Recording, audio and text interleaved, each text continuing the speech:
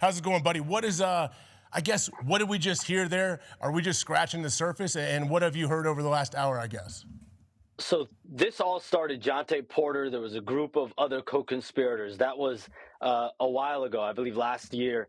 And ever since then, there's been an ongoing investigation. So today, three notable arrests were made. The first one, Chauncey Billups, the Portland Trailblazers head coach. He was just coaching in an NBA game last night in Portland against the Minnesota Timberwolves. He was arrested at around 6 a.m. in Portland, Oregon. Terry Rozier, Miami Heat guard, he was also arrested this morning at 6 a.m. in Orlando. And then Damon Jones also played in the NBA, was an assistant coach in the NBA. He was arrested this morning at 6 a.m.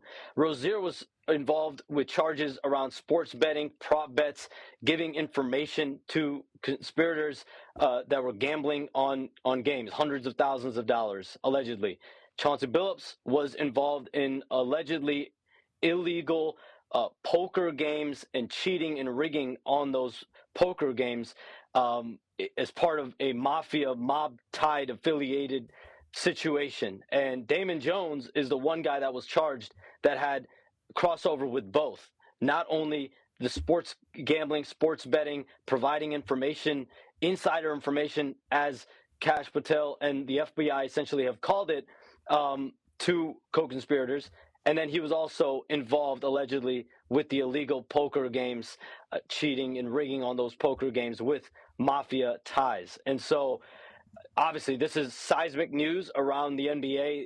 Never have we seen an acting head coach be involved in a federal investigation and arrest like this. An active NBA player. We saw Jontay Porter was arrested and charged with gambling, sports betting, prop betting, and his involvement in that. But another active player now, Terry Rozier, involved in a similar case. He's obviously a much bigger name player than Jontay Porter. Jontay Porter was on a two-way contract. Terry Rozier has been on multiple, 40, 50, $90 million deals. Right now he's making $26 million. So some bookkeeping here. Chauncey Billups, I'm told, will be arraigned in Portland at 1 p.m. local time. Terry Rozier will be arraigned in Orlando at 2:30 p.m. So Chauncey Billups, 1 p.m. hour in Portland, 2:30 p.m. hour for Terry Rozier in Orlando. And so this is a case of, in Terry Rozier situation, it's insider trading is what they're alleging, as they have with Jontay Porter previously. This is obviously colossal news. The one guy, AJ, that we've spoken about on this show, it's come out, Malik Beasley, he's been a part of a federal investigation. He's part of an ongoing NBA investigation. He was not arrested today. His lawyer told me he has not been cooperating with federal authorities on Chauncey Billups, on Terry Rozier, meaning he is not involved in this group, whatever this investigation led to here, at least initially, 30-plus arrests. I'm told Malik Beasley is not involved in this situation. And so just some more bookkeeping there. But we'll see how much more comes of this, right? Like, this started as a 3, 4, 5-person group. It's now morphed into over 40. It has mob affiliation, mafia affiliation. And will there be more? Right now, there's over 30 today. It feels like you would assume there might be more. I mean, listen to Kash Patel in his press conference. But it's two different forms of illegal activity, right? I guess there's the point shaving, possibly, allegedly, whatever you're doing to manipulate a game, what players doing. But then also the illegal poker games where you're putting. They said there's X-ray machines, there's hidden cameras, there's things where they can read their hole cards that are face down. So who'd you say is the crossover there? And are these, how connected are ththese things?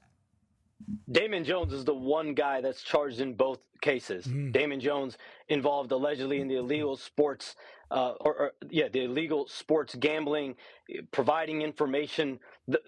Essentially, the way that Kash Patel, the FBI, have framed it is insider trading, insider information being given out. There was one alleged situation where Damon Jones let co-conspirators and others here gambling involved in an improper way that LeBron James was going to be sitting in a game against Milwaukee, and that, then obviously gamblers and bettors can then go bet on Milwaukee in that instance. So that's just one alleged situation that has been brought up in these indictments. These indictments are dozens and dozens of pages long, still going through them. And there are mentions of Chauncey Billups involved in at least one similar situation. But his biggest charge was the illegal poker, essentially cheating, rigging the poker games. In state, a bunch of different states, right? Shams, wasn't it in multiple different states where these illegal poker games were happening, where they had devices and things? Which I don't. Maybe I'm naive, but if there's an illegal poker game, that's one thing. You're running that, but then there's more charges if you're cheating at an illegal poker game. I feel like that's almost like a moral situation. Double jeopardy. Yeah. I mean, again, we don't know the lengths of the evidence that is at hand here. We know what's in the documents. Was Chauncey Billups knowingly involved with the mafia, with the mob? It's been brought to me by some people here, like, is it possible to even unknowingly be involved in a improper, illegal poker game, essentially, like where you're basically rigging a poker game? How can you unknowingly do that? Like, again, that's all for discussion. But the FBI, what their main charge with Chauncey Billups is the rigging of poker games. And so I believe I read it where these took place were New York, Manhattan area. But as Kash Patel said, there were, I want to say 11 states, he said, that all of this overall activity from sports betting to the illegal poker games, all of this ranged 11 states. Boston Connor's got something for you, Shams. Yeah, Shams, you said Malik Beasley still being investigated by the NBA and the FBI. Terry Rozier was investigated by the NBA last year, and the NBA has already said they had no idea. They've been sorry, I don't mean to interrupt you. No, you're good. I do want to make it clear here. Terry Rozier was cleared by the NBA.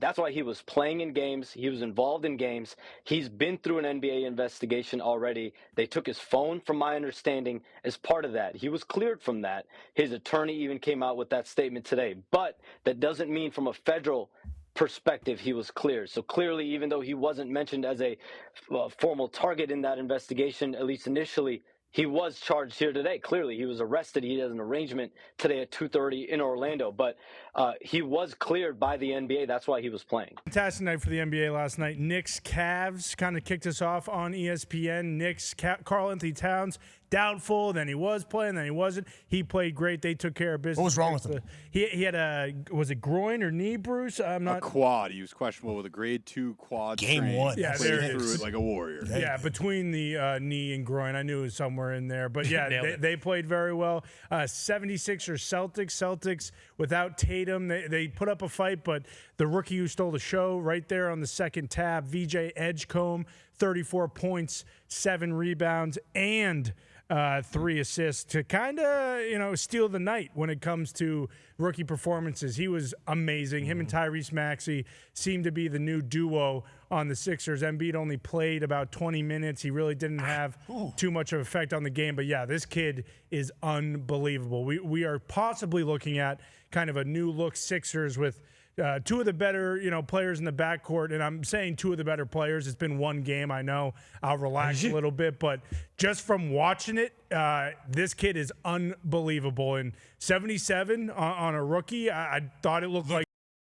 Yeah. I'm really liking it. Then he starts playing, and it's like, 77 on a rookie basketball player is incredible. So definitely someone to watch as we look forward to. But the player to watch is Wemby. And Cooper Flagg had a double-double in his debut. Kind of awesome. I believe he's the youngest player with a double-double in the history of the NBA. But Wemby, I mean, this is entering not fair territory. If Wemby stays healthy, he will be just a historic winning all the awards player. It looks like he's dunking on an 8-foot rim. The real problem is he's not lumbering up and down the court. He's actually sprinting. I mean, pump fake, pass, right back. Yeah, try and block me. You can't.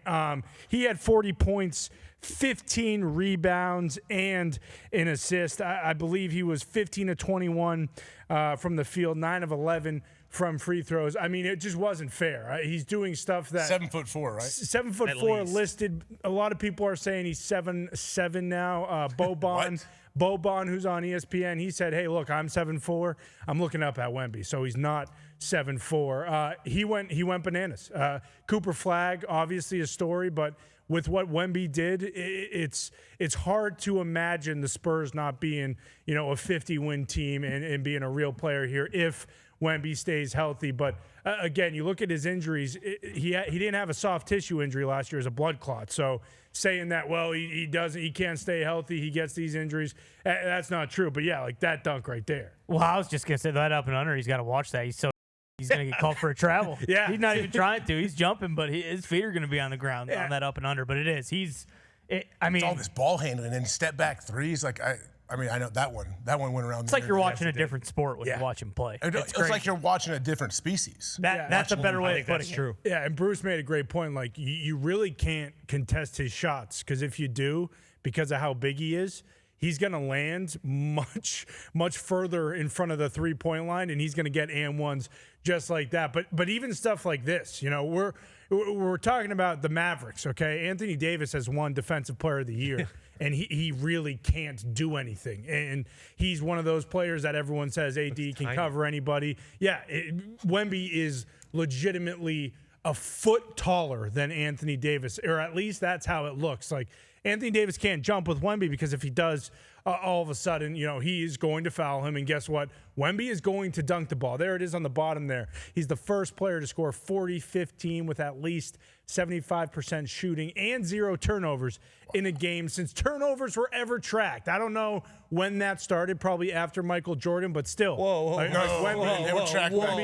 that's true. That's true. But Wemby is just an absolute specimen. It's one of those things where I hope there's 50 primetime San Antonio games. His MVP odds yesterday went from they're anywhere from like plus 950 to plus 1250. I saw, which is, if you don't know, it's $100 to win 900 or $100 to win 1200. They went from that to plus 300. He is now the second in the MVP odds, only behind SGA. Are they going to? I know Connor mentioned 50 wins. Like, are they going to be able to make a run in the playoffs? Well, are they a solid basketball team? Yeah, it's not just him. They have Castle, who was Rookie of the Year.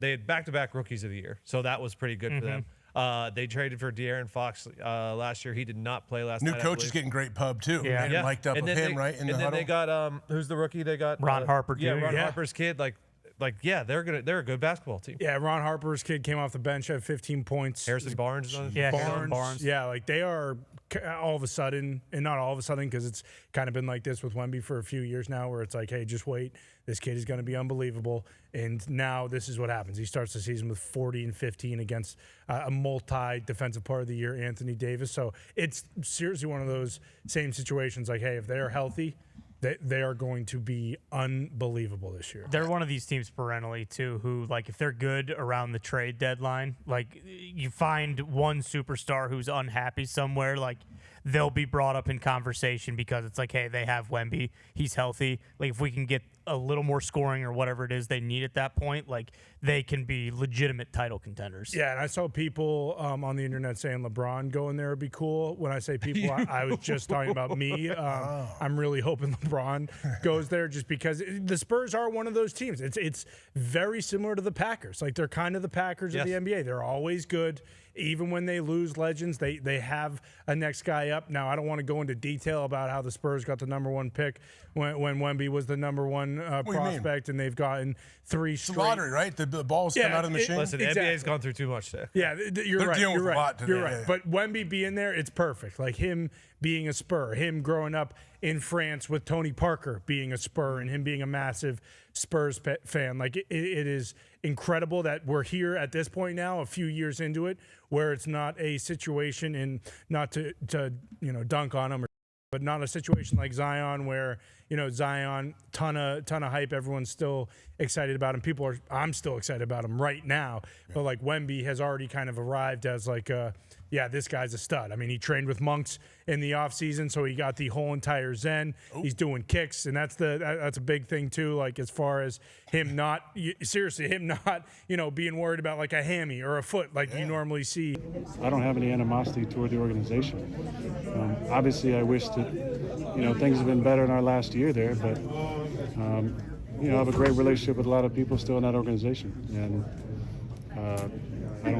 this is not a revenge game for me. I'm just excited to see some of those guys and be on Sunday Night Football again. Have your feelings toward the organization evolved the longer you've been away from them, that not feeling animosity? Is that something you kind of had to work to feel, or work to get to this point?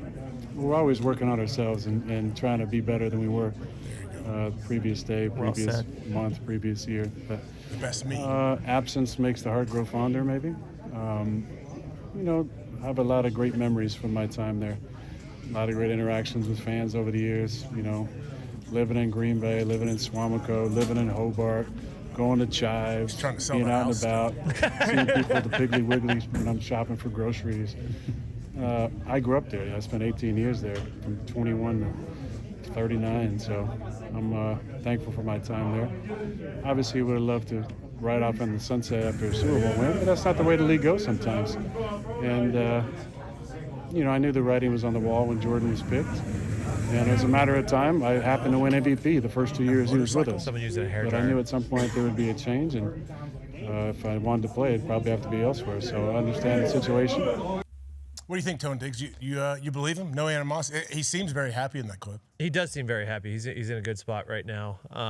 But no, why would he have any animosity? Like, yes, time heals all. Yeah, and it's been a while. Like, I think there was potentially some animosity when the decision was made to leave there. But yeah, at this point, no. If this game was in Green Bay, it'd be a little different. Yeah, going back to Lambeau would be. He mentioned like a bunch of. Landmark, the Piggly Wiggly. That's the grocery Chives, store there. where we went. Yeah, we've been to Chives Yes. Coach with Big Mike. It was great. Yeah. That's Aaron's spot always. But yeah, I don't know. What do you have, Tone Diggs? I do have to say I came on yesterday because it hadn't been announced yet. The Steelers are wearing their yellow helmets with their throwback, but luckily the Packers are wearing all whites. They're going to be having white helmets on, so we don't have double yellow helmet game. So it's color rush for the Packers. Yes. Yeah, pretty much. Color rush for the Packers. Well, Steelers old school throwback. Steelers Winter storm warning. Yeah, second Arctic thunder. Second week in a row we have to play a team that's wearing all white. So that's kind of I guess. I saw Ben claims that Aaron's one pick maybe because of that. Then I saw there's a video. It wasn't really anywhere near the white painting on the field. What are you calling? I love Ben standing up for Aaron and for his squad. I really do. Yeah, I think like because there was videos of them talking and meeting on the field during camp and during practices, and I'm sure they've talked about. But yeah, I mean Ben has always respected Aaron. He's going to stand up for the quarterback in the city. Yeah. Well, who's supposed to win this game, Tone? The Packers are favored by 3 at Pittsburgh. What do you think is going to happen? I think the Packers are the way that the Steelers defense is playing. I think the Packers are the better football team, but this is one that the Steelers traditionally win, so I wouldn't be surprised if they did win in this one.